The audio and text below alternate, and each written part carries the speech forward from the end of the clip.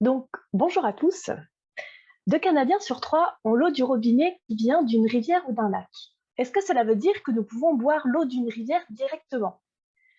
Je vous le déconseille. Vous risqueriez d'aller souvent à la salle de bain.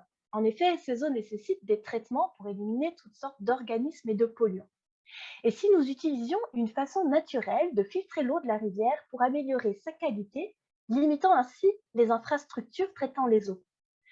Et donc, c'est le concept de filtration sur berge, où des puits sont installés aux abords d'une rivière ou d'un lac, et leur pompage va induire une infiltration des eaux de surface qui vont être naturellement filtrées en passant par le sol. Super technique, non?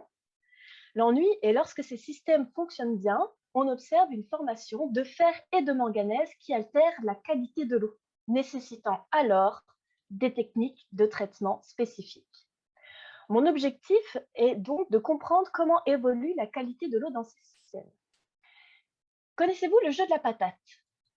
Quand j'étais animatrice, le jeu de la patate était une activité propice pour découvrir une ville. Chaque enfant reçoit une patate qu'il essaie de troquer contre autre chose avec les passants, les habitants, les commerçants.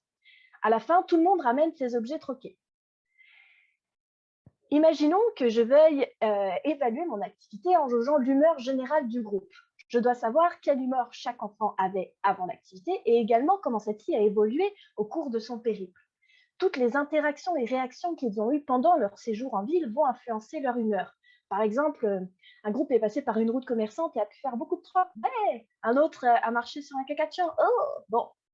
Maintenant, je vous dis que votre seule possibilité pour comprendre quel chemin ils ont emprunté et deviner les interactions qui ont fait évoluer leur humeur, c'est d'utiliser les objets troqués que vous avez récupérés. Facile?